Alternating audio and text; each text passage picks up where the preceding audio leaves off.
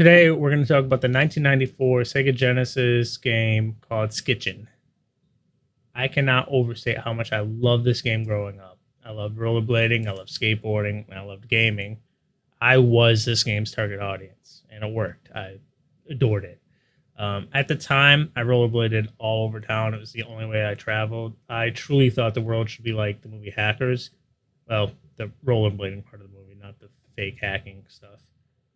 The title Skitchin is an abbreviation of skate hitchin, which is the act of hitching a ride by holding onto a vehicle while riding your bike, skateboard, or roller skates.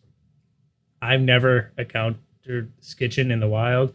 I had a ton of skater friends, and none of us were that crazy.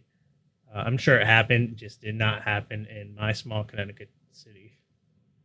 The game was developed by EA Canada. It was a repurpose of the Road Rash engine used to capitalize on rollerblading's popularity at the time and obviously Road Rash's success. For their inspiration, the developers went to a skate park called Skate Ranch in Toronto. They asked, "Who's the best skater here?" Everyone answered Troy. They ended up hiring Troy and renting a big warehouse. They spent a few days with him, capturing on tape Troy doing stunts, skating, just being rad as hell. The animators then traced over the film frame by frame using a technique called rotoscoping. The devs then toured Toronto looking at all the graffiti. A particular artist, or at least a style that they liked, stood out, and they kept following it. Eventually, they found a phone number tagged on the wall next to some graffiti. They called and connected with three artists who helped establish the in-game graffiti. The artists were actually like 18 and none of them had a license, so they met with them at a local train station. These artists also suggested the soundtrack, which is why the soundtrack kicks ass. It consists of 16 tracks that are grunge influenced. I like it. I wouldn't say it's as grunge as I liked at the time and still like, but it really is a good soundtrack. What's cool is you can actually sample the tracks without playing the game. You bring up a Discman and you can go through track by track and find things like Eat My Junk and Spicy Placenta. Very great names. I tried finding the sales figures for Skitchin. I couldn't find it. I know locally in my town it was super popular, and I was the Genesis kid. Everyone else had SNES. I had the Genesis, and when this game dropped, a lot of recommendations to bring the Genesis when you come over so we can play Skitchin popped up pretty quickly. So let's get into the gameplay.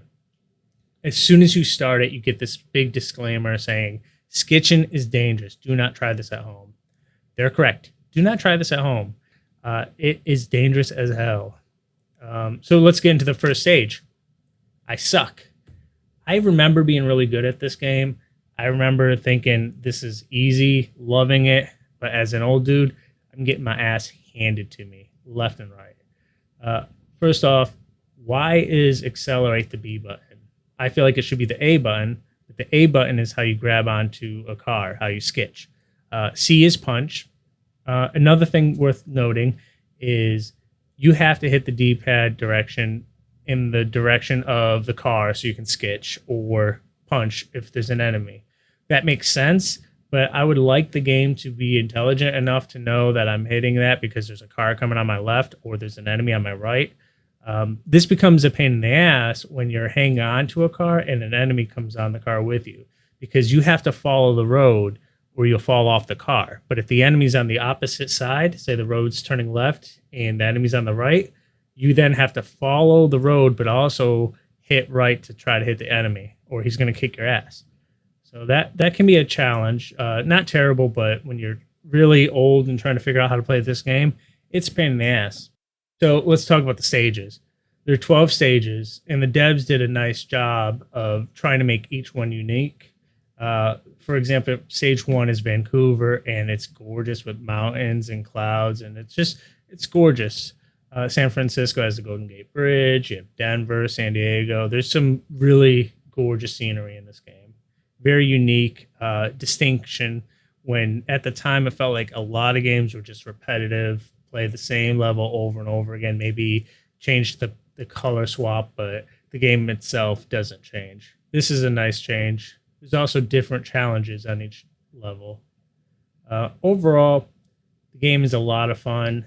It's it's unforgiving. You will get your ass kicked playing it, but it's fun. It's great. I enjoyed it. I'm going to play it some more. I don't know if I would pick this over Road Rash, but if you want to swap your leather for some flannel, give this game a shot. So that's my review of Skitchin. I really enjoyed it, even though I was getting my ass kicked for most of it. I did kind of catch on and figure it out. It is a classic '90s game that's a little more unforgiving than some of the things you can play today, but I liked it a lot. It's a reskin Road Rash in some ways, but I do think the developers tried to do something unique, try to plug into youth culture of the '90s, and it's definitely a love letter from someone that grew up in that era. So leave me a comment. Let me know what you think. Let me know what you want me to review next. I have some games in the pipeline, so I owe you some. There will be more coming. Hopefully you like it. Thank you.